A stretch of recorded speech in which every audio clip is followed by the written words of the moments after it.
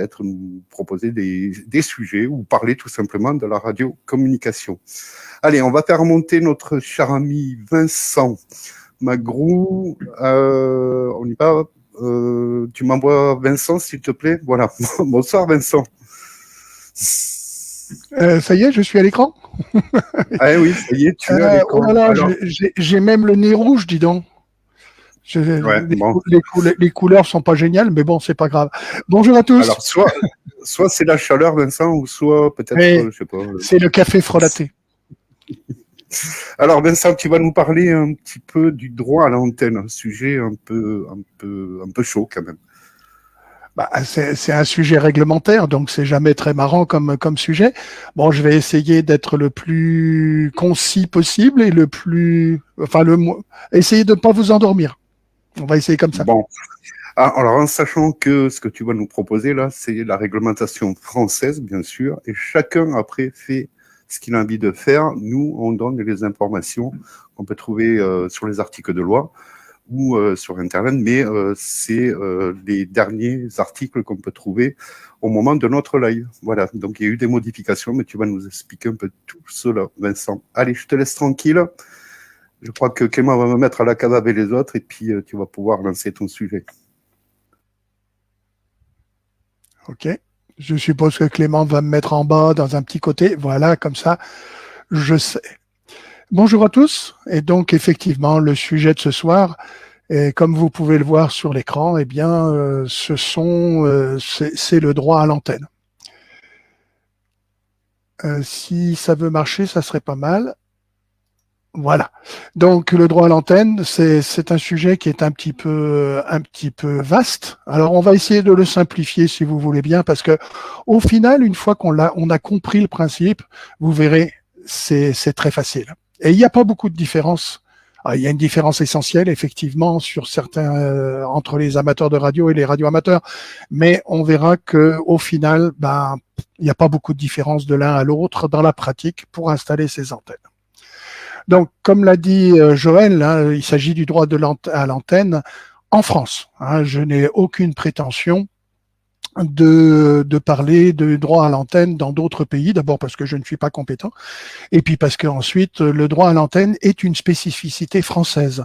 Les pays à côté de nous, à part les Anglais qui ont un certain droit à l'antenne, les Allemands, les Suisses ne l'ont pas. Alors, je ne sais pas comment c'est pour mes voisins espagnols ici à côté de chez moi, mais c'est vraiment une spécificité française et qui date de 1952-53 au début, la première loi sur le droit à l'antenne, mais on verra qu'il y a eu une grande loi ensuite un petit peu plus tard. Alors ce sujet, je ne l'ai pas préparé tout seul, hein, je l'ai préparé avec Alain Marissal, hein, donc 14 FDX 3659, hein, donc cibiste de son état. Et actuellement apprenti radioamateur, mais Alain m'a beaucoup aidé, notamment sur un certain nombre d'aspects de la réglementation. Voilà. Et puis nous allons essayer de démarrer comme ça. Alors, le droit à l'antenne ou pas droit à l'antenne, hein, c'est le gros problème et c'est d'ailleurs le cœur du problème pour les. Qu'est-ce qu'il faut comprendre par cette expression-là? Alors, tout d'abord, il faut savoir une chose, c'est qu'une station radio ne peut pas fonctionner sans antenne. Donc, toute station doit en avoir une, et en plus de ça, l'antenne fait partie de la station. Et nous verrons tout à l'heure que lorsque les radioamateurs ont le droit à l'antenne, eh bien, ça veut dire simplement que l'administration dit, ben oui, je vous autorise depuis le micro jusqu'à la pointe de l'antenne, parce que sans antenne, ce n'est pas une station. Donc, c'est important. Alors, le droit à l'antenne, pour être un petit peu plus proche de la réalité, du pourquoi du droit à l'antenne, c'est lié au statut et à la catégorie de la station. C'est-à-dire que soit vous faites partie d'un service international de radiocommunication, je vous rappelle qu'il y en a 42 qui sont définis dans le règlement des radiocommunications. En fait, il y en a 21 qui ont chacun leur pendant par satellite, et c'est le cas d'ailleurs des radioamateurs, du service d'amateurs et du service d'amateurs par satellite. Donc chaque service international, à peu près chaque service international est doublé par son pendant satellitaire. Donc 42 services internationaux, dès lors que vous êtes dans un de ces services, vous avez le droit à l'antenne. Ensuite, vous avez tout ce qui est radiocommunication de loisirs. Donc, on va retrouver tout ce qui est la radiocommunication de moins de 5 watts de puissance, c'est-à-dire qu'on va en tête, bien entendu, et les plus nombreux, la Citizen Band. Et on va retrouver, bien sûr, aussi les praticiens du PMR, etc. Donc ça, le statut, la catégorie. Et c'est lié également, le droit à l'antenne est lié également au type d'autorisation qui est donné par l'administration. Une grande partie alors je vous rappelle que l'administration des télécoms en France, c'est l'ARCEP, l'Agence de régulation des communications électroniques et des postes, et c'est le bras armé de l'ARCEP, eh bien c'est l'ANFR, l'Agence nationale des fréquences. Alors, pour revenir un petit peu sur les grandes catégories de stations, les 3 premières catégories ont le droit à l'antenne, c'est-à-dire les stations à caractère professionnel, économique et social, ce sont les gens qui payent. C'est pour ça qu'ils sont en catégorie 1, c'est les gens qui payent, et ils payent une fréquence, ou ils payent 2, 3 ou 4 ou 5 fréquences ou plus, mais ils payent, leur redevance, elle est fréquence par fréquence. Vous avez ensuite les stations expérimentales. Alors, dans les stations expérimentales, on va retrouver tout ce qui est les laboratoires, les stations industrielles, scientifiques et médicales. On va retrouver un certain nombre de choses comme ça. Et elles aussi, elles payent pour avoir 1, 2 ou 3 ou 4 fréquences dans différentes bandes, mais elles payent. Donc, c'est pour ça qu'elles sont en première et en deuxième catégorie. En troisième catégorie, les stations du service d'amateur et du service d'amateur par satellite, donc la catégorie 3. Là aussi, donc, ce sont des stations qui sont internationalement autorisées, etc. La France a signé tous les traités qui vont bien, et c'est la raison pour laquelle nous avons des radioamateurs en France.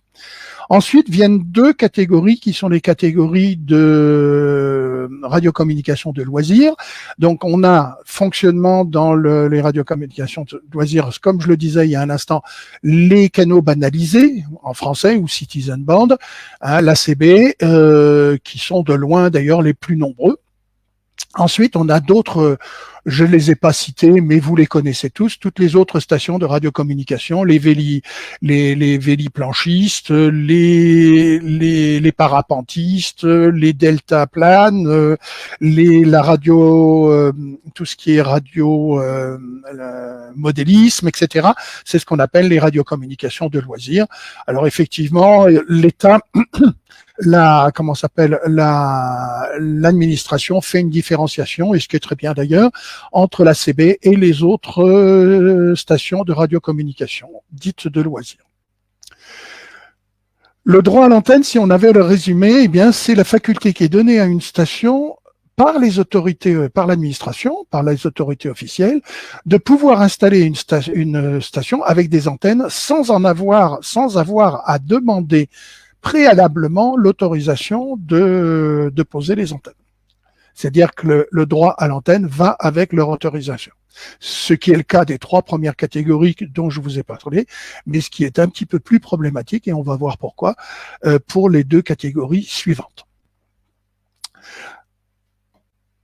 Que l'on ait le droit à l'antenne ou pas, eh bien, vous allez vous rendre compte, en fait, qu'il y a des règles à respecter, et que, grosso modo, que l'on soit autorisé ou pas au départ, eh bien, ce sont les mêmes règles. Alors, pour que les choses soient claires, on va essayer de clarifier les opérateurs. Donc, les différents opérateurs de radio, eh bien, on va d'abord, je les cite en premier parce qu'ils sont de loin les plus nombreux. Alors, ils ont un peu baissé ces derniers temps, mais avec la recrudescence du cycle solaire, les stations vont être de nouveau de sortie. C'est excellent. Alors, bien entendu, une bande et l'ACB, ou la Citizen Band, a le droit d'avoir des appareils en fixe, des appareils portatifs et des appareils mobiles. Alors, j'ai fait une petite différenciation entre les portatifs et les mobiles. Dans les portatifs, on va y mettre tout ce qui est talkie-walkie, entre guillemets, donc ou les appareils que certains peuvent avoir en bandoulière, qui sont un petit peu plus gros, avec des accus un petit peu plus gros et des antennes aussi un petit peu plus conséquentes. Voilà, donc appareil fixe, portatif et mobile. Pour des émissions en AM, alors il est bien évident que là, je parle de ce qui est la loi. Hein. Je sais qu'il y a des choses qui se font et qui ne sont pas dans la loi. Mais aujourd'hui, si vous voulez bien, moi, je suis tenu à vous dire ce que dit la loi. Donc, les émissions pour la CB, c'est en AM, en FM, en BLU, bande latérale unique, en phonie uniquement. Je sais qu'il y a d'autres choses qui se font, mais officiellement, c'est toujours de la phonie. Et par contre, je l'ai appris d'ailleurs en lisant la loi un petit peu de façon avec Alain, de façon un petit peu plus sélective, enfin un petit peu plus proche de truc. Et donc, les cibistes ont également le droit d'utiliser des appels sélectifs, c'est-à-dire qu'en fait, ils peuvent se contacter avec des claviers CTCSS, etc. Alors au niveau des puissances, alors le fameux 4 watts crête de la CB, donc si on veut être un petit peu plus précis, ça nous donne à peu près 4 watts en FM, ça donne à peu près 1 watt en AM et 2 watts, 2 watts 5 en moyenne en SSB. Voilà, donc ce qui ne sont pas des puissances faramineuses. Hein. Voilà. Et donc les antennes, eh bien, ils ont droit à toutes les antennes possibles et imaginables, jusqu'à 6 dB de gain, fixe, mobile, omnidirectionnel, directive. Donc omnidirectionnel, c'est les GP, hein, tout bêtement, jusqu'à 6 dB de gain. Hein, donc ils ont droit à des antennes à gain. Bon, c'est pas monstrueux comme gain, mais ils ont droit à des antennes à gain. Alors, et bien entendu, l'accès est libre. Les deuxièmes opérateurs de radio dont on va parler est très peu finalement, parce que vous allez voir, en fait, ils ne sont pas concernés par le droit à l'antenne. Donc, une bande de 446 à 446-200 est uniquement en appareil portatif. Alors là aussi, je sais qu'il y a des choses qui se font et qui n'ont rien à voir avec le PMR. Alors, PMR, pour ceux qui ne le savent pas, ça veut dire Professional Mobile Radio. Hein, donc, c'est la radio mobile, les radios professionnelles mobiles. Donc, une petite bande avec 8 ou 16 canaux préétablis, avec des appareils portatifs. Les émissions, c'est en FM, phonie uniquement et de poste à poste, c'est-à-dire qu'ils n'ont pas le droit aux stations fixes, ils n'ont droit qu'aux stations mobiles, portatives et au QSO, si vous voulez bien, aux liaisons radio de poste à poste, avec des puissances qui d'ailleurs sont minimes puisque c'est 500 milliwatts, hein, ou 0,5 watts. La durée, en plus de ça, si on veut être précis, la loi dit que les durées des transmissions ne doivent pas excéder 180 secondes par transmission, c'est-à-dire non pas par contact. Hein. Dans un contact, il peut y avoir plusieurs transmissions. Mais la durée de transmission est limitée à 180 secondes. Il faut le savoir. Bon, ça n'a peut-être pas beaucoup d'importance, mais on le dit comme ça. Et pour ce qui est des antennes, les antennes sont intégrées et non amovibles. Alors là aussi, je sais qu'il y a des demandes, y compris des professionnels d'ailleurs, et c'est comme ça que ça va avancer, c'est très bien. Des demandes pour que les antennes ne soient plus fixées sur le poste, mais qu'on puisse les dévisser, qu'on puisse mettre une connectique quelconque, un connecteur, et qu'on puisse les mettre sur des antennes plus importantes. Mais là, on arriverait à des antennes à gain, on arriverait à autre chose qui n'est pas dans la loi aujourd'hui. Donc, si vous voulez bien, moi, je vais m'en tenir qu'à ça. Aujourd'hui, le PMR, c'est appareil portatif, uniquement en phonie, avec des antennes intégrées. L'accès en est libre. Alors, sous certaines conditions, bien entendu, à respecter, mais l'accès en est libre. Les radioamateurs, ce qui différencie les radioamateurs des autres opérateurs de radio, on va dire, qui ne sont pas des professionnels, hein, puisque dans le terme radioamateur, c'est justement que ce sont des amateurs. Pourquoi au niveau international parle-t-on d'amateurs? C'est pour justement pour ne pas les confondre avec les professionnels. Tous les autres services sont des services professionnels. Les radioamateurs passent des certificats d'opérateur radio. Alors, je vous rappelle que le certificat, il est réglementé par le règlement international, c'est-à-dire le règlement des radiocommunications internationales de l'UIT. Je rappelle que l'UIT est l'agence spécialisée de l'ONU pour tout ce qui est radio, téléphonie, etc. En Europe, Le RR est travaillé ensuite par la CEPT, la Communauté européenne des postes et télécommunications, et qui a édité une recommandation. Alors, la CEPT, c'est 48 pays. C'est grosso modo les 48 pays d'Europe. Attention, quand je dis d'Europe, c'est pas la Communauté européenne qui comporte 27 pays.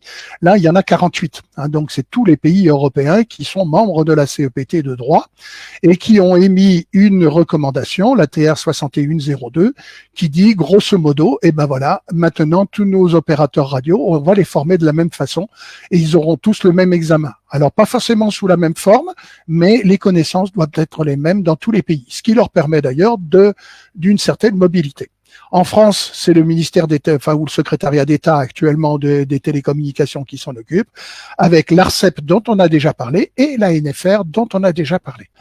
Et compte tenu du fait que les radioamateurs ont une formation, passent des examens, eh bien, ils ont 25 bandes à disponibilité et ils ont droit aux appareils fixes, portatifs ou mobiles. Les émissions de tout type et de tout mode. Il n'y a pas aucune restriction. Alors, il y en avait jusqu'en 2012. À partir de 2012, tous les modes, tous les types d'émissions sont possibles pour les radioamateurs, et de même que les puissances ont été augmentées. Donc, on a 500 watts, grosso modo, à l'exception de 3 petites bandes, on a 500 watts jusqu'à 28 mégas. De 28 à 30 mégas, on a 250 watts, et à partir de 30 mégas, eh bien, on a 120 watts, donc jusque dans les hyperfréquences. Les antennes, là aussi, tout type d'antennes, fixes, mobiles, omnidirectionnelles, directives et sans limitation de gain. Vous voyez que, grosso modo, entre les radioamateurs et les cibistes, on a à peu près les mêmes types d'appareils, on a les mêmes types d'antennes. Simplement, nous, on n'a pas de limitation de gain, sauf sur les 3 bandes dont je vous ai parlé au début. Donc, une bande en onde longue, une bande en onde moyenne et une bande en décamétrique, où là, on est limité en puissance, etc. Donc, c'est sur examen. Alors, la différence entre la CB et le PMR et les radioamateurs, ben, c'est justement l'examen. Les examens ou l'examen, maintenant il n'y en a plus qu'un, qui va faire la différence et qui va donner d'ailleurs, c'est là où on va voir le droit à l'antenne pour les radioamateurs.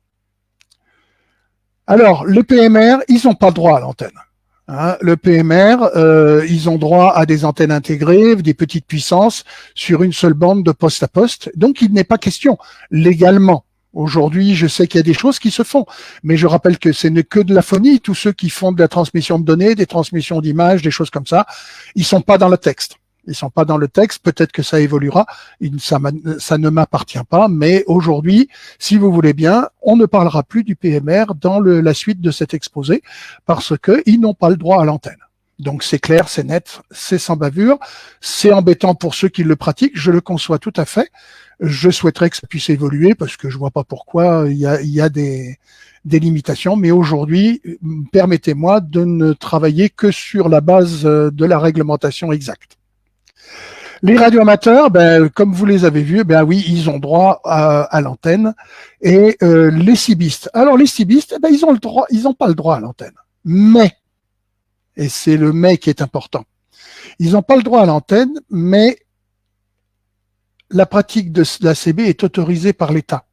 Alors c'est là où on va arriver à quelque chose qu'il faut que vous ayez bien en tête. Dès lors qu'un cibiste est autorisé par l'État, ça veut dire que son activité est autorisée. Donc après, il va falloir qu'il trouve l'autorisation auprès de son propriétaire, de son syndic, etc. Mais l'ACB est autorisée. Donc il peut s'en prévaloir. Alors c'est vrai que la différence avec les radioamateurs, c'est que l'installation des antennes de la Citizen Band est soumise à la permission d'un tiers. C'est-à-dire le conseil de copropriété, le syndic, le président du conseil syndical local dans le cas d'un lotissement, des choses comme ça. Chaque fois que le lieu d'émission ou le lieu d'implantation de la station se situe dans une propriété partagée, dans un lotissement ou dans un bâtiment collectif, effectivement, la permission doit être donnée à l'opérateur de radio en question. Alors que pour les radioamateurs, on l'a vu, lui, le radioamateur, il obtient son droit d'installation de ses antennes avec, non pas avec son certificat d'opérateur, comme beaucoup le disent, mais avec sa licence d'exploitation. Alors, il y a une petite différence. On passe un examen qui donne le certificat d'opérateur. Une fois qu'on a le certificat d'opérateur et qu'on est agréé auprès des 4 ministères qui vont bien, eh bien, on obtient un papier avec son indicatif. C'est ce qu'on appelle une licence d'exploitation. Cette licence d'exploitation, dès lors que l'État vous donne l'autorisation d'émettre, puisqu'on ne peut pas émettre tant qu'on n'a pas ce bout de papier avec son indicatif, eh bien, dès lors que l'État vous donne cette autorisation d'émettre, eh bien, elle vous donne implicitement le droit à votre antenne. Elle vous a attribué un indicatif officiel, qu'on peut repérer dans le monde entier. C'est pour ça que les stations sont immatriculées et pour ça qu'elles ont des indicatifs. Dès 1906, à la conférence mondiale des radiocommunications de l'époque, c'était à Londres à l'époque, eh bien, dès 1906, eh bien, on a commencé à immatriculer les stations parce qu'il y avait tellement de souk sur les ondes, on s'entendait plus, c'était le capharnaüm, et donc pour pouvoir repérer les stations, c'est pour ça qu'on leur a donné des immatriculations. Les indicatifs, c'est ni plus ni moins que des immatriculations. En fait, pour revenir à notre sujet, le radioamateur, lui, ne demande pas la permission, il l'a déjà. Il informe la personne, son syndic, son régisseur, son etc., de son droit. Grosso modo, et d'ailleurs, le régisseur le sait. Quand quelqu'un dit « je suis radioamateur, j'ai le droit à et je vous demande comment je peux faire pour m'installer », le régisseur, il sait déjà qu'il peut pas aller contre. La personne qui s'adresse à lui l'a déjà. C'est le gros problème que l'on rencontre avec que les cibistes rencontrent, c'est que eux, ils n'ont pas le droit et qu'ils sont soumis à l'acceptation de cette personne-là. C'est plus dur. C'est la grosse différence. Mais, et c'est là où je voulais en venir, à partir du moment où la personne a eu, la personne cibiste, a eu le droit par son propriétaire, par son bailleur, enfin peu importe, il a eu le droit d'installer ses antennes, ok, on est d'accord, vous pouvez les installer. Eh bien, à partir de ce moment-là, et c'est là où la loi a changé depuis 2014, eh bien, tout le monde est logé à la même enseigne, et on verra que c'est pas simple. Les conditions d'installation d'un opérateur de radio de la Citizen Band ou un radioamateur ou même un SWL, pour ceux qui ne savent pas ce que ça veut dire, Short Wave Listener, en anglais, c'est des écouteurs d'ondes courtes. Ce sont des radioamateurs qui n'émettent pas, mais qui écoutent toutes les stations du monde entier et qui envoient des rapports d'écoute, etc. Alors, que ça soit CB, radioamateur ou SWL, donc les écouteurs, on est régis tous par les mêmes textes réglementaires. Donc, la grosse différence, elle est sur la permission. Puisqu'après, c'est pareil pour tout le monde.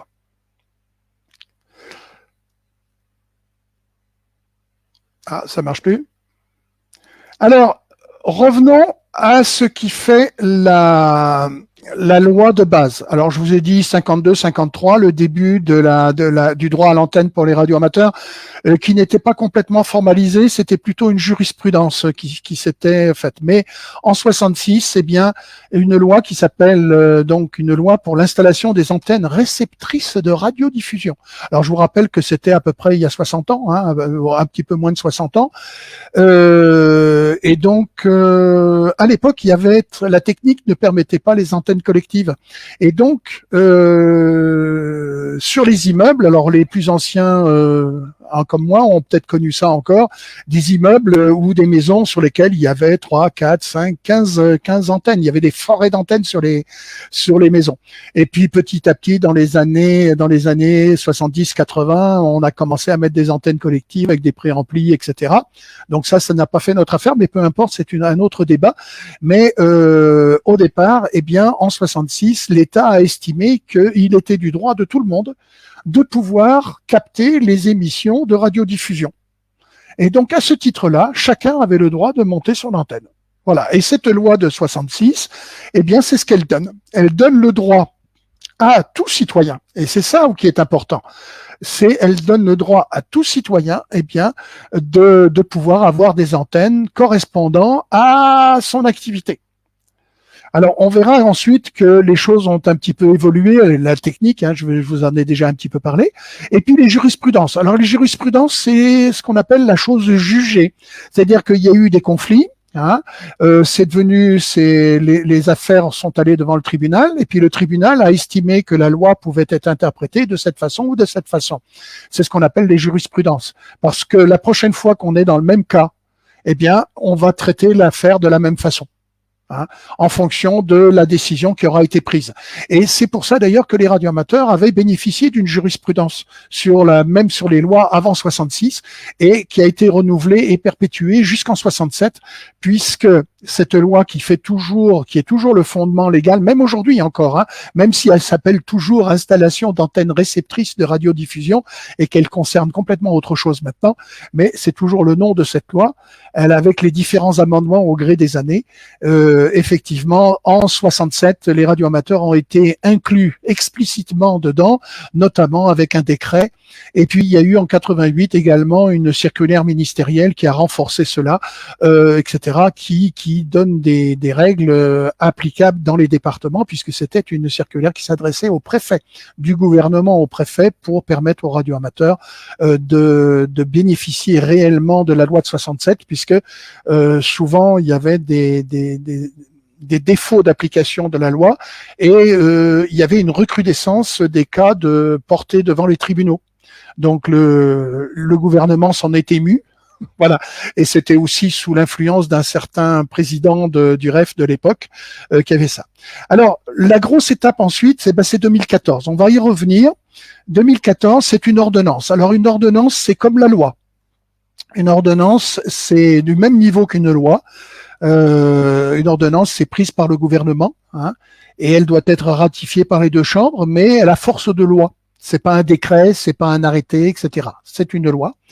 Et les modifications qui ont été apportées par l'ordonnance de 2014, eh bien, vont simplifier la tâche des cibistes quand ils veulent monter des antennes.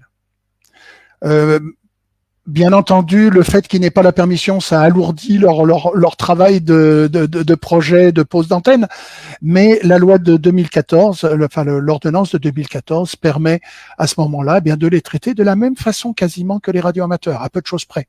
Ça leur donne pas le droit, mais pour tout ce qui est les conditions techniques, etc., ça a été beaucoup plus simple parce que la loi va dire explicitement que c'est possible. Alors, elle ne le disait pas en 66, mais comme c'est la même loi modifiée en 2014, il y a eu d'autres modifications entre-temps, mais je vous en parle pas. Mais en 2014, cette modification permet explicitement d'avoir des antennes d'émission-réception, alors que ce n'était pas dit et que l'on était assimilé à ces antennes de radiodiffusion que l'on avait dans les années 66. Donc, en définitive, le droit à l'antenne, il est tout citoyen a le droit de se réclamer de la loi de 66, modifiée, remodifiée, redemodifiée, et le dernier en date de modification 2014. C'est-à-dire, en fait, tout citoyen, cibiste et ou écouteur, parce que souvent ils sont les deux, qui a obtenu l'autorisation de poser sa antenne. C'est le préalable, bien entendu, c'est le gros problème. D'un côté, on a le droit, de l'autre côté, on peut poser ses antennes, mais de l'autre côté, on ne peut.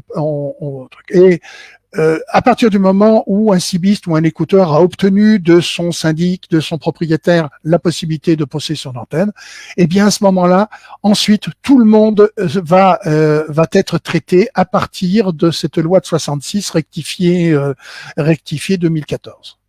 Que l'on soit radioamateur, cibiste ou écouteur. Je ne parle plus des PMRistes, je suis désolé, mais eux, ils n'ont pas officiellement le droit. Si ça évolue, on fera un amendement à cette présentation de façon à voir, en fonction des nouveaux droits qu'ils auront peut-être dans quelques temps, comment ils rentrent dans ce droit à l'antenne. Mais aujourd'hui, ils n'entrent pas dans le droit à l'antenne.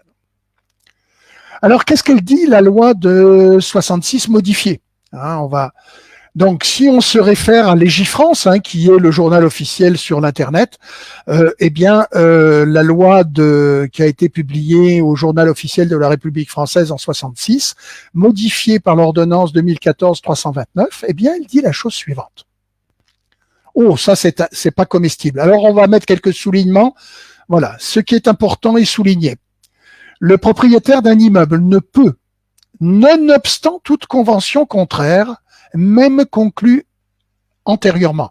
Alors, nonobstant toute convention contraire, ça veut dire que même si dans votre copropriété, dans votre lotissement, dans votre immeuble, votre HLM, il y a un règlement intérieur qui interdit les antennes. Il y a un règlement intérieur qui dit non, non, non, vous n'avez pas le droit de faire ceci ou de faire cela.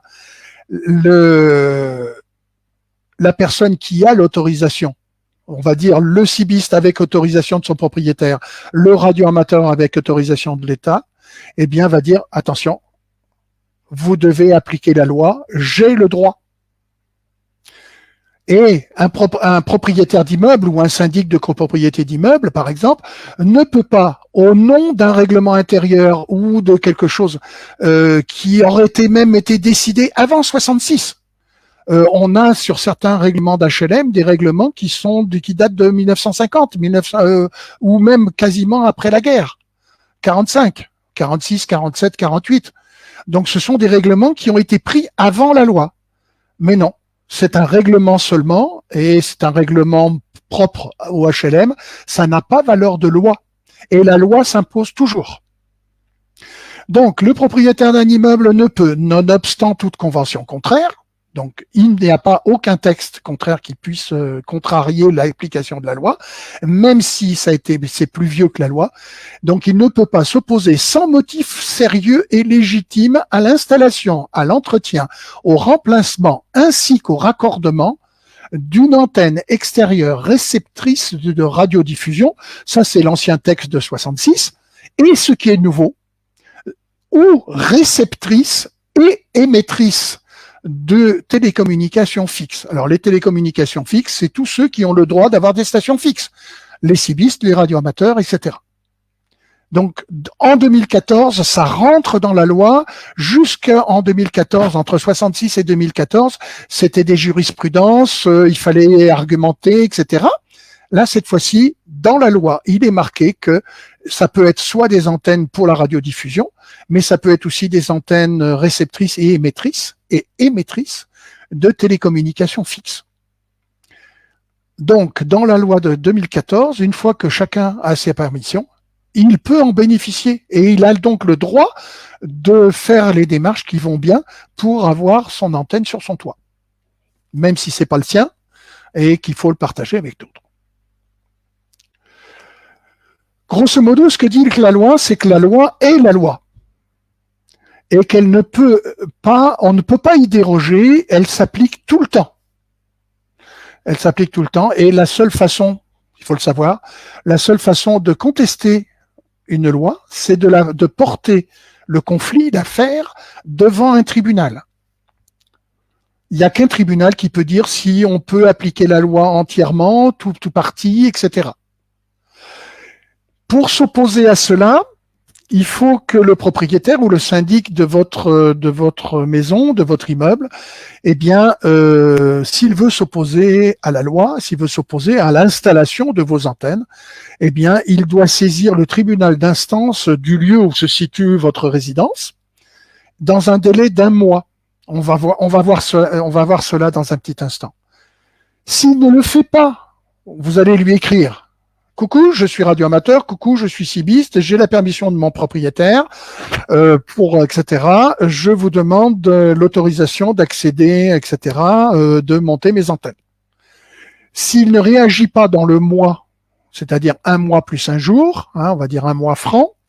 Alors, pour faire simple, c'est grosso modo 1 mois et 1 jour, ou le jour ouvrable, si ça tombe sur un week-end, c'est le jour ouvrable suivant, c'est-à-dire le lundi qui suit. Eh bien, s'il réagit pas à votre demande, eh bien, vous pouvez considérer que vous avez l'autorisation, puisque il ne pourra pas réclamer ensuite, puisqu'il aura dépassé les délais légaux, et un recours qu'il pourrait intenter ensuite ne serait pas recevable. C'est ce qu'on appelle le délai de forclusion. Si vous entendez parler de délai de forclusion, c'est 1 mois et 1 jour dans ces circonstances-là. Il y a d'autres forclusions, bien sûr. Ok. Donc ça veut dire que la personne qui est en face de vous va devoir réagir vite. Et ce qui est important, c'est pas de vous dire non, non, non, non, monsieur, vous n'avez pas le droit. Je ne vous y autorise pas. Vous le laissez faire. Vous le laissez faire. Si lui s'adresse pas au tribunal, au bout d'un mois et un jour, c'est comme s'il n'avait rien fait. Hein, on reviendra là-dessus dans un petit instant. Alors, bon, bien sûr, la loi redit ce que l'ordonnance de 2014 redit ce que disait déjà la loi et les suivantes après, c'est que les bénéficiaires sont responsables, bien sûr, des travaux d'installation, d'entretien, de remplacement, et ils sont responsables également des conséquences. Vous devez, bien sûr, on va le voir dans un petit instant, vous devez être couvert en responsabilité civile parce que si votre antenne tombe, elle risque d'occasionner des dommages que vous devez pouvoir réparer. Et puis, une chose qui est importante, c'est ce que dit l'ordonnance de 2014, c'est que cette loi s'applique aux propriétaires comme aux locataires.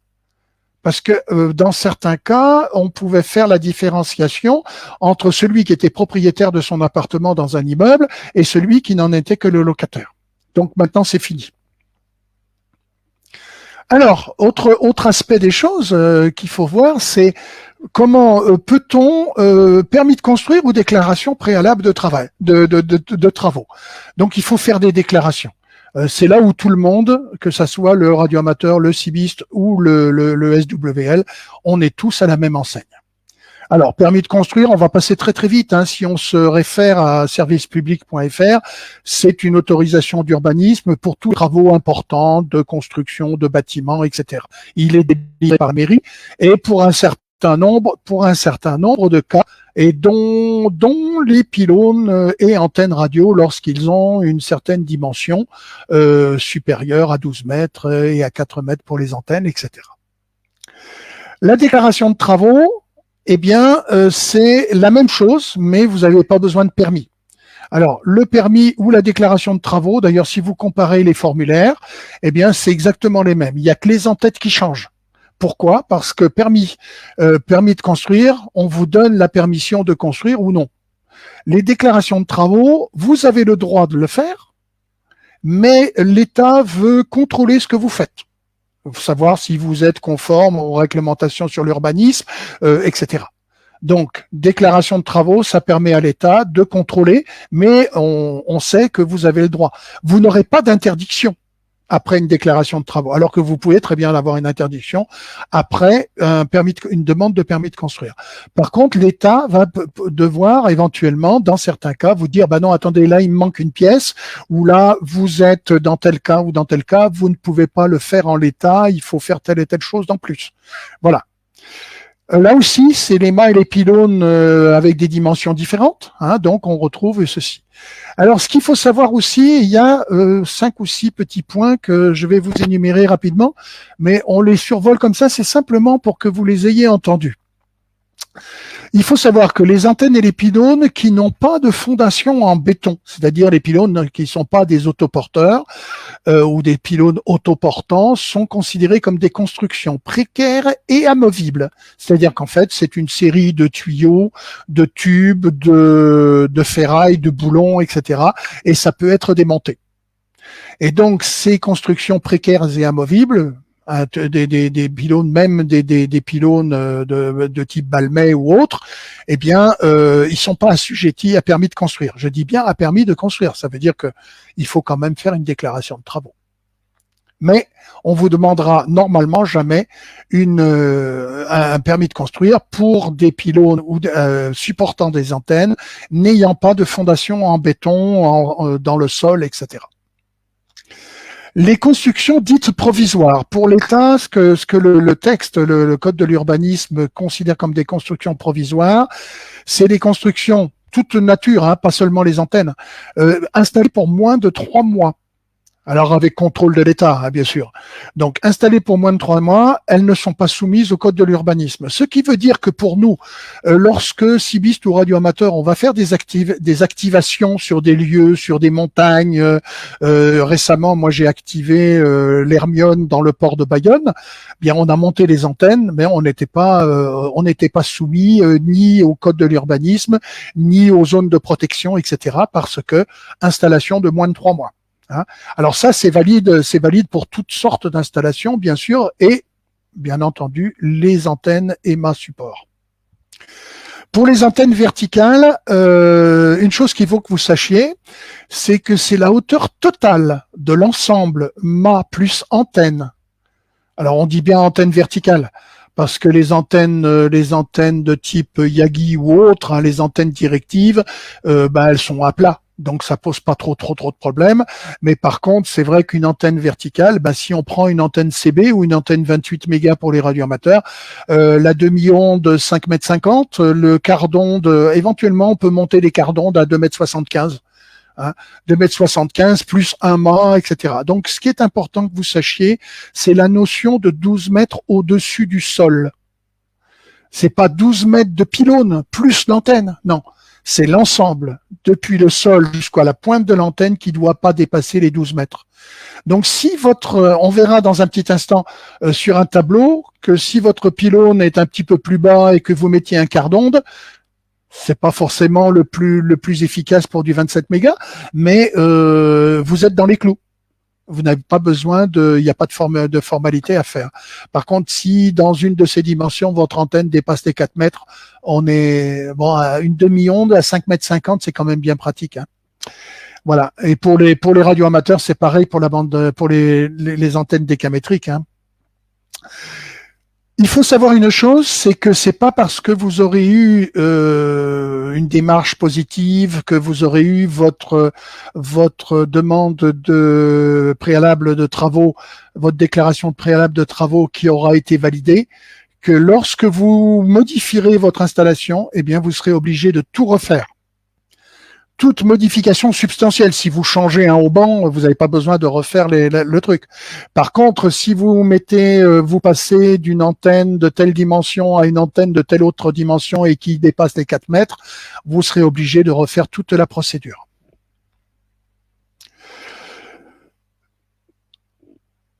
Attendez, j'ai un petit problème là avec mon... Voilà. Dernière chose qu'il faut savoir aussi, c'est que le préjudice esthétique n'existe pas dans le droit positif français.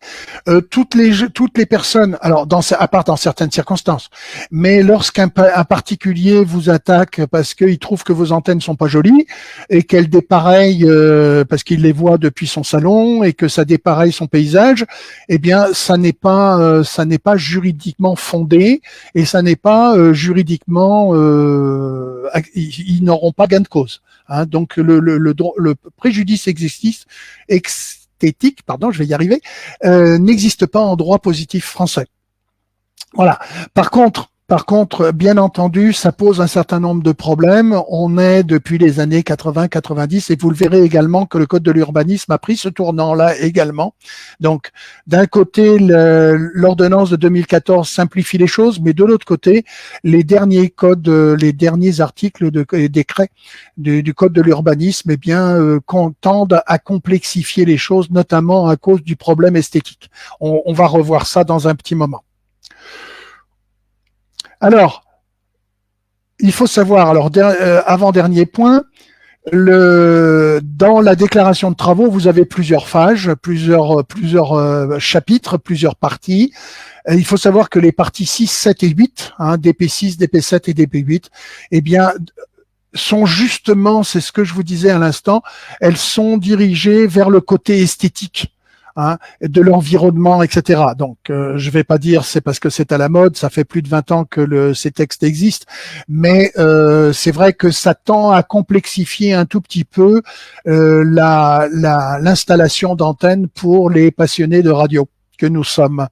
Donc, dans la DP6, on doit représenter avec une photo, retoucher en dessinant un peu comme sur Photoshop ou autre, dessiner votre projet. On doit pouvoir présenter dans la demande dans la déclaration que l'on va faire de travaux, on va représenter ce que ça va être comme au final. Et bien entendu, la mairie ou le service de l'urbanisme va se voir là-dessus, savoir si ça bouge beaucoup ou si ça bouche la vue, ou si ça pose des problèmes d'esthétique, etc.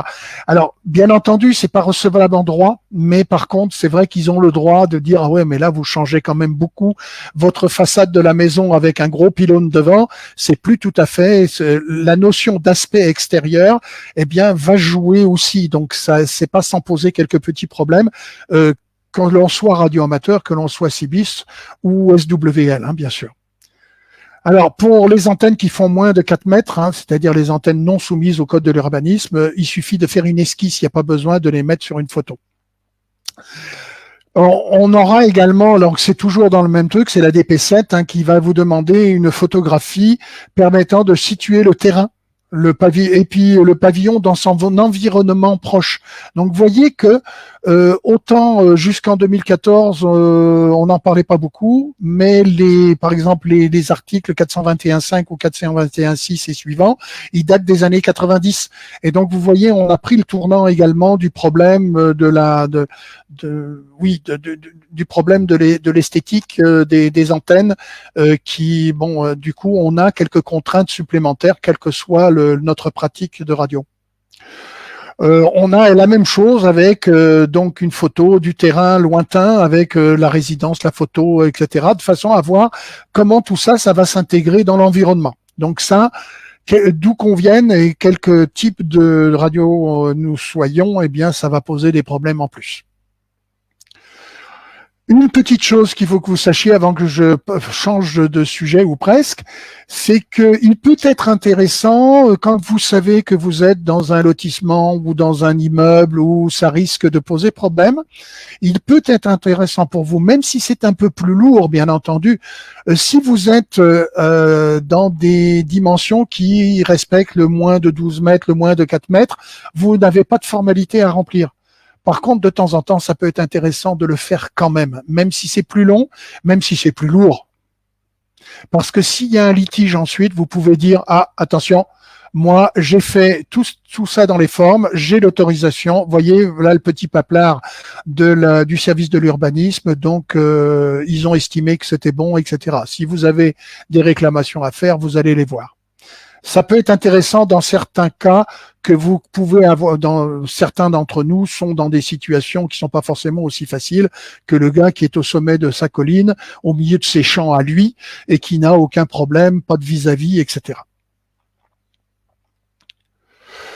Alors, je vous ai résumé ici, alors c'est pas, je me suis inspiré d'un document qui avait été fait par TK8QD, donc un Corse, qui avait fait un document intéressant que j'ai modifié, adapté, etc. Alors, tout dépend de la dimension. Donc, vous avez la hauteur du mât plus antenne, bien sûr. Donc, soit vous êtes inférieur à 12 mètres et inférieur à 4 mètres, vous n'avez aucune formalité à faire. J'en profite pour préciser qu'en principe, les longs fils ou les dipôles, enfin toutes les antennes filaires, n'entrent pas, par définition technique, n'entrent pas dans ces 4 mètres et ne sont pas dans l'application du code de l'urbanisme ou du décret concernant la longueur des antennes. Donc normalement, si vous avez une antenne filaire, une FD4 ou je sais pas, un dipôle ou même 2 ou 3 dipôles sur le toit de votre domicile, premièrement on les voit à peine, donc vous ne devriez pas être obligé de faire une déclaration de travaux à cause du problème esthétique. Voilà, et donc les filaires n'entrent pas dans la définition, dans l'application de ce décret. En principe. Le deuxième cas, c'est lorsque votre mât est inférieur à 12 mètres, mais par contre que vos antennes sont supérieures à 4 mètres. Quand je dis antenne supérieure à 4 mètres, c'est dans l'une de ces dimensions, bien sûr. À ce moment-là, vous devez faire une déclaration préalable de travaux, ou une déclaration de travaux, c'est pareil.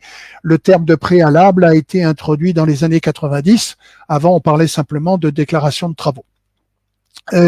Ensuite, troisième cas, eh bien, le troisième cas, c'est le cas où votre antenne et votre pylône, votre mât, eh bien, fait plus de 12 mètres font plus de 12 mètres, soit les deux ensemble, soit les deux séparés. C'est-à-dire qu'on peut avoir un mât de plus de 12 mètres. Si vous avez un mât extensible à 20 mètres, plus des antennes HF, eh bien entendu, vous êtes en dehors des clous et vous allez devoir faire un permis de construire. D'autant plus que pour un mât extensible ou autoportant, dépassant les 12 mètres, eh bien, il est recommandé d'avoir un socle en béton, donc pour pylône autoportant, hein, ou une emprise en sol. Alors avant, il y avait une petite distinction avant 2014, il y avait 2012 pardon, il y avait une petite distinction. Si vous faisiez un bloc de béton pour fixer votre pylône et que ce bloc de béton ne dépassait pas le niveau du sol, c'était pas considéré comme une construction. Aujourd'hui, et s'il dépassait, peu importe le nombre de centimètres, y compris simplement par les goujons qui vont tenir l'embase du pylône, eh bien, c'était considéré comme construction. Aujourd'hui, c'est ni l'un ni l'autre. On considère comme construction dès lors que ce massif de béton, eh bien, va dépasser une surface, la profondeur, peu importe, puisqu'elle est calculée en fonction de la hauteur, donc de toute façon, de la hauteur de votre mât pour être le contrepoids. Donc, ce qui va importer, c'est la surface de ce socle en béton ou de l'emprise au sol, parce que vous pouvez très bien avoir des emprises qui ne sont pas forcément bétonnées et qui font plus de 2 mètres carrés. Alors 2 mètres carrés, c'est pas grand-chose, hein. C'est 1m40 par 1m40 à la louche. 1m40 par 1m40, ça fait 1m96 carrés. Hein, donc, grosso modo, c'est ça. Dès qu'on passe 1m40 deux fois, eh bien, au carré, eh bien, on tombe sous le coup du permis de construire. Ce qu'il faut savoir aussi, c'est que vos antennes, les antennes qui sont installées sur des sites historiques ou des monuments inscrits à l'inventaire supplémentaire des monuments historiques nécessitent un permis de construire et en plus de ça, ça nécessite l'approbation du préfet de région. Alors, monument historique, je peux vous donner un exemple. J'ai un copain qui était dans une maison. Alors, il avait un propriétaire absolument charmant. Il a eu l'autorisation de mettre. À l'époque, il n'était pas encore radioamateur, il était cibiste. Il n'a pas eu aucun problème pour avoir son autorisation de son propriétaire. Pas de problème. Il fait à l'époque déjà sa déclaration de travaux, qui s'appelait pas encore préalable. Et puis au bout d'un 15 jours, la mairie lui renvoie sa déclaration de travaux en lui disant non monsieur, vous ne pouvez pas parce que vous êtes assujetti à permis de construire, vous êtes dans un bâtiment inscrit à l'inventaire supplémentaire des monuments historiques. Alors il va voir son propriétaire, il lui dit ah oui effectivement, oh ben j'ai complètement oublié de vous en parler, mais bon c'est pas très important, c'est uniquement la façade. Effectivement, toute la façade de cette maison, c'était des céramiques qui avaient été classées du début du siècle dernier, etc. Et la façade était classée. Donc c'est pas un monument historique, mais c'est un monument inscrit à l'inventaire supplémentaire des monuments historiques. Et donc effectivement, alors bon. Comme c'était seulement la façade qui était classée, avec son propriétaire qui était sympa, il a vu comment disposer son antenne autrement, de façon à ce qu'elle ne se voie pas depuis la façade, etc. Et il a pu la monter. Mais il s'en est bien sorti. Un autre, un jour, qui achète une maison près de Lyon, une maison sur le sommet d'une colline, à quelques kilomètres de Lyon, quasiment dans la campagne, à 2 kilomètres de la ville, et il se dit « Oh, c'est génial, je suis tout seul, je vais pouvoir avoir mes antennes qui vont pouvoir tourner, je suis en sommet de colline, donc pas d'obstacle, je vais pouvoir avoir mes antennes qui vont tourner sur 360, et je vais pouvoir faire des contacts merveilleux. » Il envoie, alors comme lui, il voulait quelque chose d'un petit peu plus important, il était assujetti à permis de construire, il envoie son permis de construire, là aussi, quelques temps après, pouf, ah non, monsieur, vous pouvez pas. Bah, comment ça, monsieur? Donc, il va voir le maire en lui disant, vous savez, monsieur le maire, je suis tout seul au milieu de nulle part, sur le sommet de ma colline, etc. Donc, je vois pas pourquoi.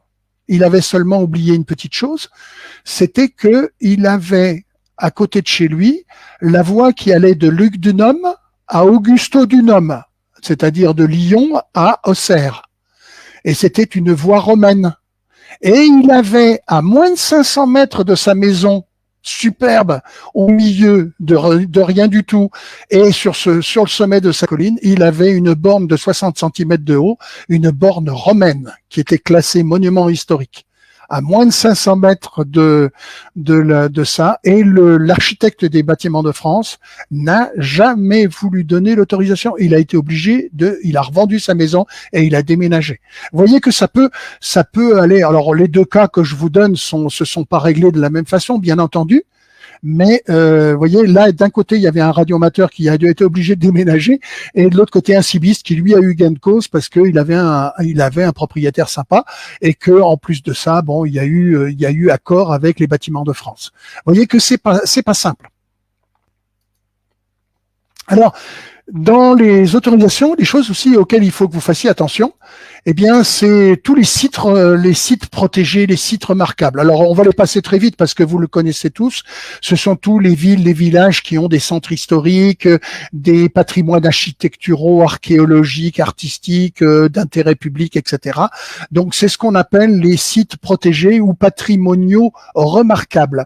Les SPR, si vous entendez parler de SPR, c'est ça, on va le voir dans un petit instant sur une carte. Les monuments historiques, on vient d'en parler, et bien sûr, la plupart du temps, c'est 500 mètres autour de monuments historiques. Mais dans certains cas, ça peut être plus longtemps. J'ai un copain qui habite à Amboise, et Amboise, bon, il a eu le droit de monter son antenne, mais il habite à 1 kilomètre à peu près du château d'Amboise. Ça a été très très dur pour avoir l'autorisation. Il est périmètre des 500 mètres, mais le conservateur et l'architecte des bâtiments de France ne voulaient pas d'antenne à moins d'1,5 kilomètre, etc. Bon, il a eu gain de cause, mais ça n'a pas été très simple. Les sites classés, alors bien, il y a les sites classés naturels, il y a les sites, etc., les sites historiques, les sites industriels, les sites militaires, hein, c'est des sites classés. Et puis on a également de plus en plus, parce que ça joue aussi. Alors on vous dit les antennes, oui, mais ça fait peur aux oiseaux. Alors il y a tout ce qui est réserve naturelle et parcs nationaux, hein, ou futurs parcs. Hein.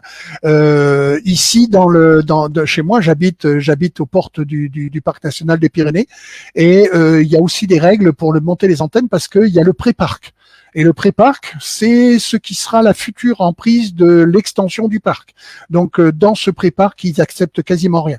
Donc, vous voyez que si vous êtes dans une zone Natura 2000, si vous êtes dans une zone qui est régie par la loi littorale, hein, j'en parlais avec Alain, il connaît quelqu'un qui était à 100 mètres de la côte, en Bretagne ou je sais plus où, là-bas, et qui n'a pas eu le droit de monter ses antennes parce que cette bordure de la côte était régie par la loi littorale et il n'a jamais eu le droit de monter ses antennes. Donc, pour éviter cela, le mieux, c'est de se renseigner auprès de la mairie. À la mairie, vous avez ce qu'on appelle le plan local d'urbanisme. Ça a remplacé le plan d'occupation des sols.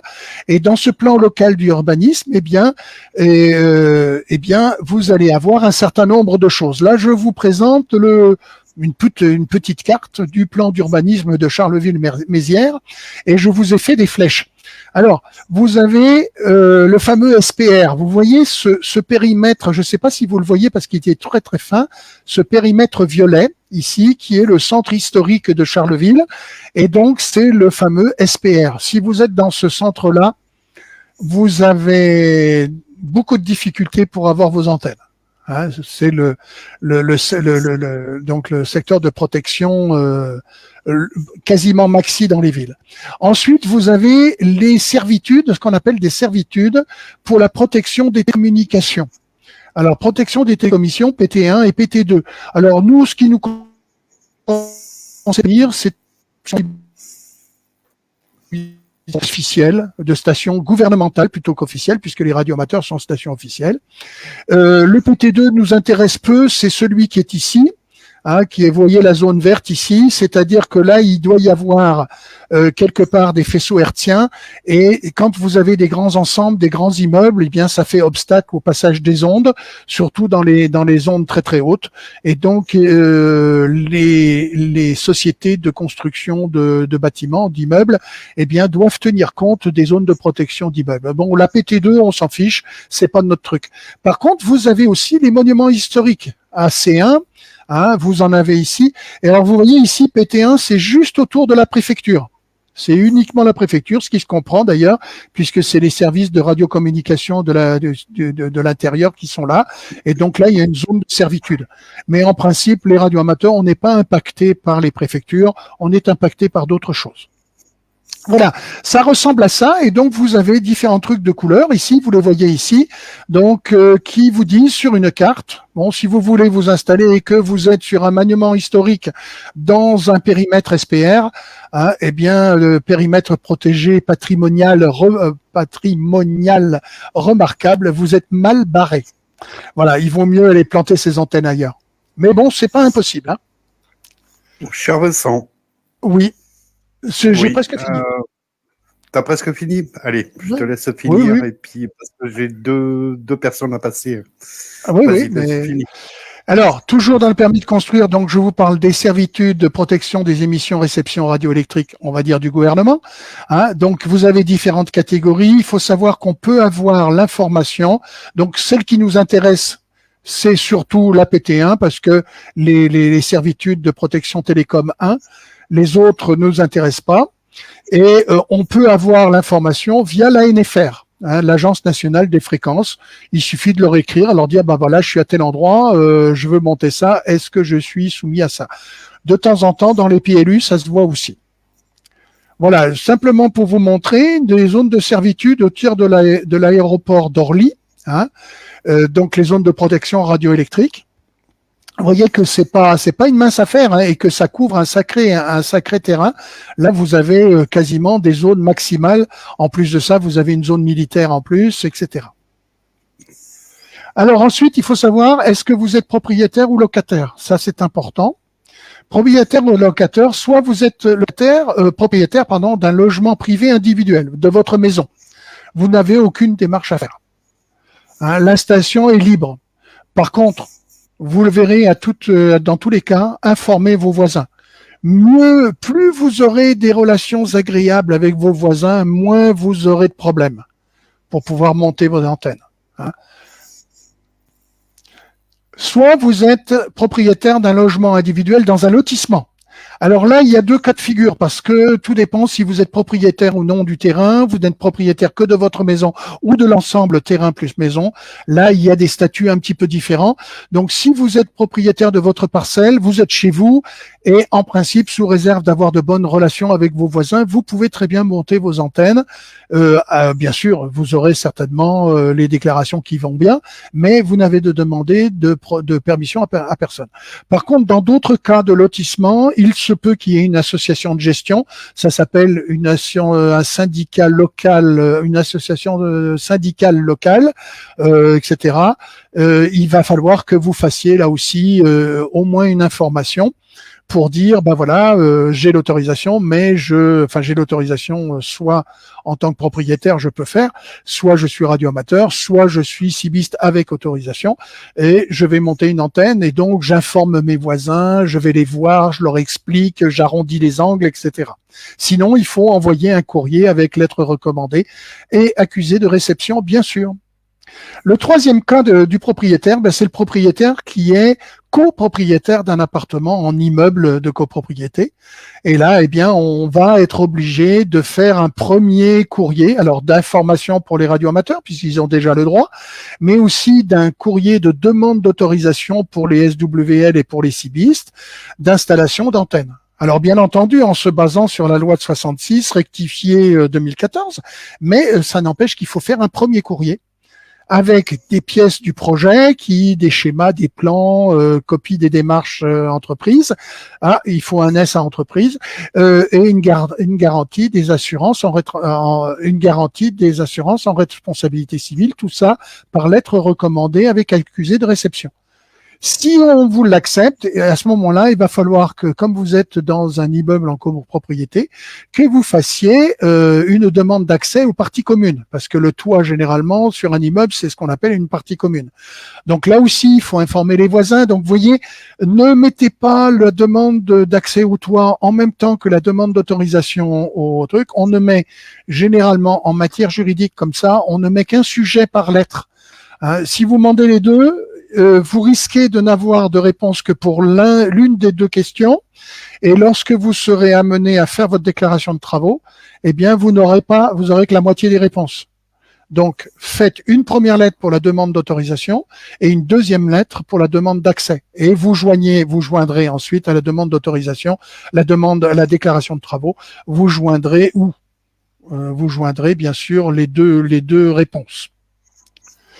L'autre problème, c'est si vous êtes locataire. Alors, dans les cas, dans une maison individuelle, dans un appartement en immeuble, ou que le bailleur soit public ou privé, de toute façon, grosso modo, c'est pareil pour nous.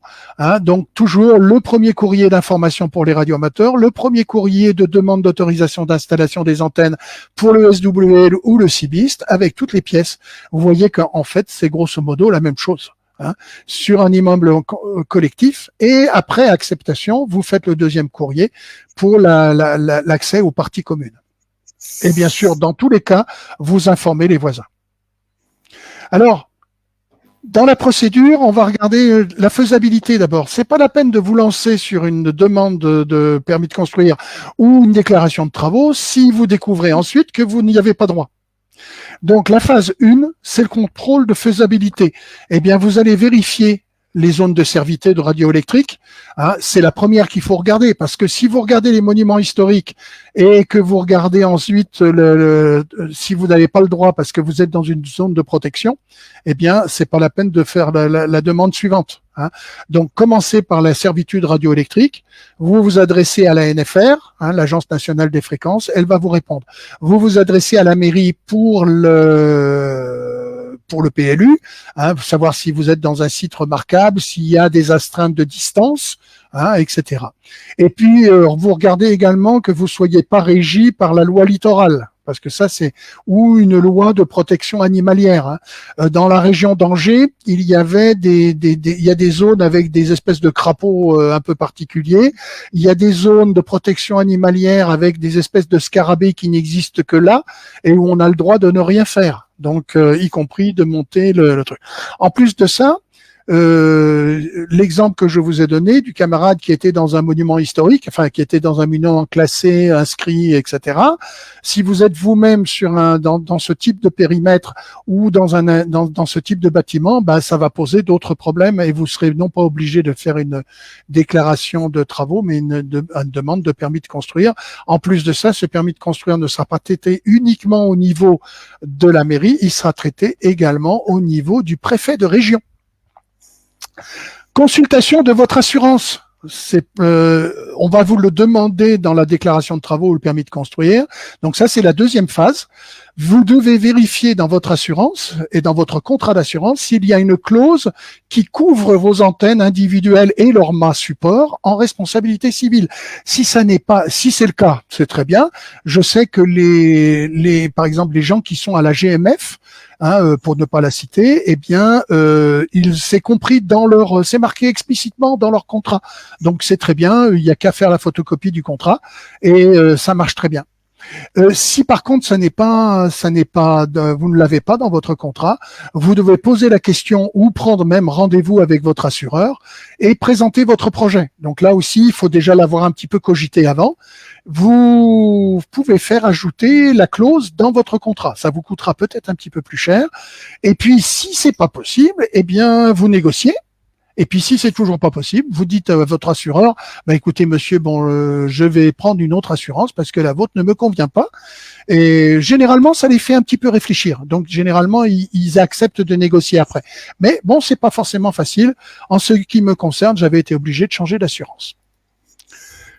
Troisième phase, la demande d'autorisation. Alors, je rappelle que les radioamateurs ne font pas de demande d'autorisation, mais qu'ils font une courrier d'information, comme quoi ils sont radioamateurs, et comme quoi ils ont, de par cette licence d'exploitation donnée par l'État, ils ont un droit à l'antenne. Et que, par contre, ils sont soumis aux mêmes règles que tout le monde pour l'urbanisme et pour les immeubles. Alors, bien entendu, je ne parle pas du radioamateur qui est dans sa maison personnelle, bien sûr. Pour les SWL et CBIST, donc, ils font la demande d'autorisation avec présentation du projet. Il faut savoir que la personne qui doit vous répondre doit vous répondre dans le mois. Je vous en ai parlé tout à l'heure. De même que pour les radioamateurs, ne vous trompez pas, ne demandez pas l'autorisation de. Dès lors que vous demandez l'autorisation de, eh bien, ne vous soyez pas étonnés si on vous la refuse. Et vous ne pourrez pas avoir de recours. Parce que, grosso modo, juridiquement, si vous demandez l'autorisation, vous renoncez à votre droit.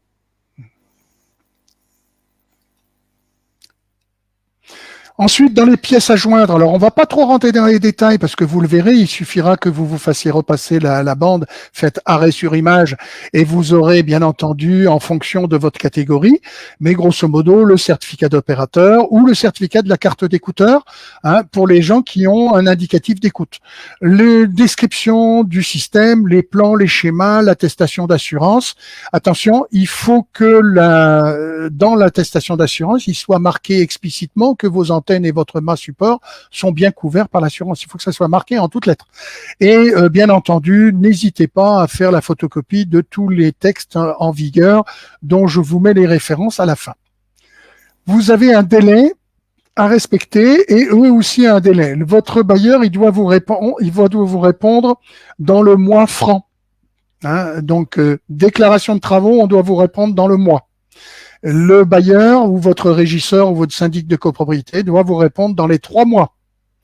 Mais s'il entend s'opposer à la construction de vos antennes, eh bien, il doit le faire dans le mois complet, le mois franc, auprès du tribunal d'instance. Ça sert à rien qu'il vous envoie une belle lettre en vous disant je suis pas d'accord. Vous laissez faire, vous laissez dire. S'il s'adresse pas au tribunal, ça veut dire qu'un mois, 3 mois après, vous avez le droit de monter vos antennes. Accord favorable pour pose d'antenne, donc deuxième courrier, on en a parlé. Les SWL, si on vous propose un raccordement d'installation sur une installation collective, eh bien, vous êtes obligé de faire un deuxième courrier pour argumenter, parce que il peut pas s'opposer à la montée de vos antennes, sauf s'il propose à tous les locataires dont vous une antenne pour faire votre activité.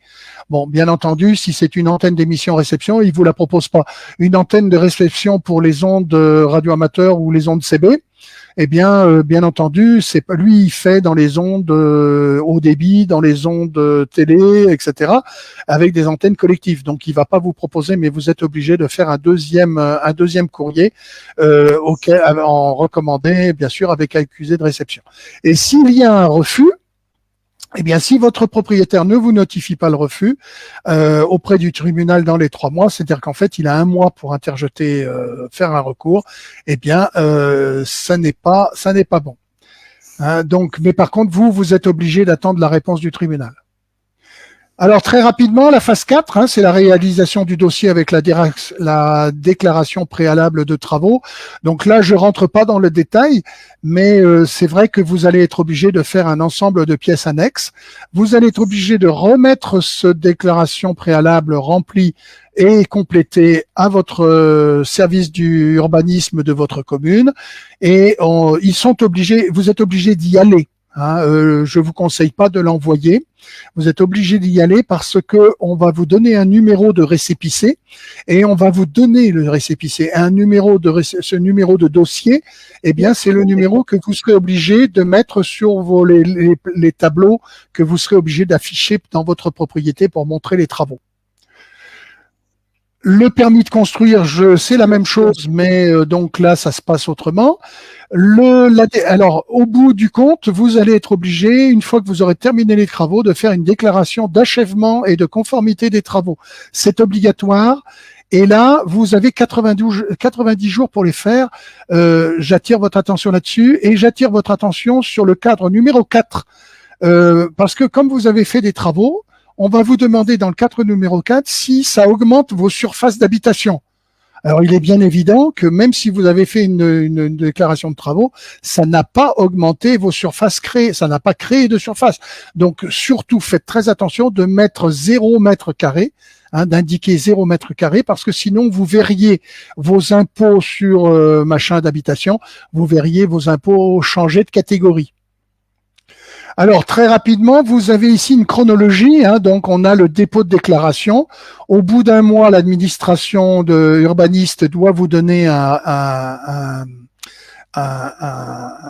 une réponse. C'est ce qu'on appelle le délai de non-opposition. Si au bout d'un mois, elle vous a pas répondu, au bout d'un mois et 2 jours, eh bien, vous considérez que vous avez l'autorisation. Si elle vous répond avant, eh bien, elle vous dit, par exemple, il manque une pièce ou on a besoin de telle ou telle information, eh bien, vous devez leur fournir cette information et vous devez répondre dans les 3 mois et elle aussi, à part un mois, de nouveau, on reprend le délai d'un mois à partir du moment où vous aurez déposé le dossier complémentaire. Ensuite, vous avez 2 mois où tout ça, vous pouvez pas construire vos antennes. C'est parce que dans les 2 mois qui suivent, vous allez afficher votre déclaration de travaux, vous allez afficher votre permis de construire, éventuellement, et les voisins et tout ça, il peut y avoir des tiers qui peuvent réclamer. Et donc, tant que le délai de recours des tiers n'est pas fini, vous ne pouvez pas commencer les travaux. Ensuite, à partir de ces 2 mois, donc ça fait 3 mois au total, eh bien, vous avez 22 mois au plus pour réaliser les travaux. Une fois que ces travaux se sont faits, vous avez 90 mois en plus, donc ça fait un total de 90 mois pour déclarer l'achèvement des travaux une fois que c'est fini. Et donc, vous devez les déclarer sur un autre formulaire dont vous avez le numéro sur la diapo que je vous ai présentée. Et ensuite, une fois que vous avez donné ces déclarations de travaux, eh bien, l'administration de l'urbanisme de votre commune peut très bien, pendant 6 mois encore, venir regarder si tout a été fait conformément à la déclaration, etc. Voire même, dans certains cas, ça a été le cas, moi je connais des cas, où on a fait démonter et recommencer. Donc, vous avez tout perdu. Hein, donc, ne jouez pas trop sur les systèmes. Donc là, vous avez les numéros des différentes déclarations que vous devez faire, etc. Vous devez afficher le récépissé de la déclaration garder le déclaration de dépôt et afficher à partir du moment où le délai d'instruction est terminé, vous devez afficher, vous savez, ces grands panneaux qu'on voit, permis de construire, ou les panneaux blancs là qu'on voit, déclaration de travaux, vous devez l'afficher de façon visible depuis la rue. Hein. Dernier conseil aussi, c'est de toujours garder les originaux, les doubles de les courriers. Tous les courriers que vous envoyez, faites des doubles, gardez les doubles et faites des doubles des doubles. J'ai connaissance récemment d'un OM qui a eu sa maison qui a brûlé et il n'avait pas fait de déclaration.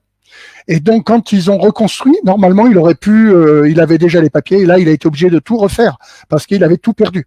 Donc, si vous avez les papiers à la maison, faites des doubles, faites des scans et des choses comme ça, de façon à les garder. C'est valide au niveau juridique.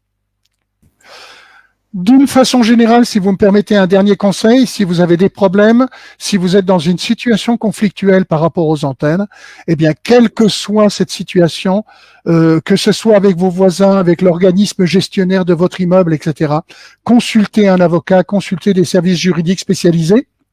Il y a des consultations gratuites avant de s'en lancer dans une action juridique, de façon à trouver avec un juriste une solution à ce litige. Ne le faites pas vous-même parce que c'est là qu'on fait des bêtises et ces bêtises vont servir à l'adversaire parce que vous n'aurez pas fait les choses comme il faut. Donc il va dire vous voyez c'est pas correct donc vous pouvez pas me tenir responsable pour nanana etc. Voilà, donc c'est mon dernier conseil. Très rapidement, je vous ai mis des sources avec les principaux textes qui m'ont servi. Je signale un site qui est très bien fait pour le droit à l'antenne, enfin pour le montage la réglementation CB et PMR 446 qui s'appelle le site de la résilience. Je vous ai mis les liens. Pour les PMR, je n'ai pas beaucoup parlé. Je vous ai mis les textes qui font le PMR. Pour les radioamateurs, il y en a un tout petit peu plus parce que là, il y a la littérature est un petit peu plus importante.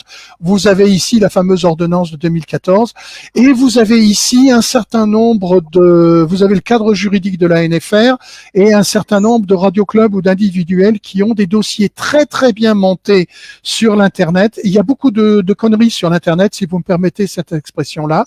Mais par contre, un certain nombre de ces trois indicatifs-là, le Radio Club de Dieppe notamment, Radio Amateur France, ils ont des dossiers qui sont très très bien faits et vous pouvez vous inspirer des lettres types, des lettres bien sûr que vous adapterez en fonction de votre situation. Au niveau des écouteurs, il y a un autre site qui est très bien fait pour le droit à l'antenne, c'est 6CQA. Vous avez les codes de l'urbanisme dont je vous ai parlé, l'administration pour la différenciation entre le permis de construire et le déclaration de travaux, ainsi que d'ailleurs pour pouvoir avoir les documents, parce qu'on peut les télécharger, les imprimer. Et le dernier point que je voulais vous situer, c'est la précaution juridique et les conseils, c'est-à-dire le Radio Club 6KGL 5KFF, qui a fait un document qui est très très bien, dont je me suis beaucoup inspiré, qui sont les procédures à établir pour une déclaration préalable de travaux pour l'installation d'antennes. Voilà. Et puis pour finir, je vous donne une petite antenne un peu particulière. Il s'agit d'un stack 8 fois 2 fois 7 éléments croisés, ce qu'on appelle des cross Yagi-Uda, trombone pour faire du trafic via la Lune. Et donc vous voyez, ces 8 antennes énormes sont dirigées vers la Lune qui est juste là. Voilà, quand vous aurez besoin d'autorisation pour monter ça dans votre jardin, donc il s'agit d'une station finlandaise OH2BC. Et donc, quand vous aurez ça dans votre jardin, je pense que vos voisins, ils vont tordre un petit peu la tête.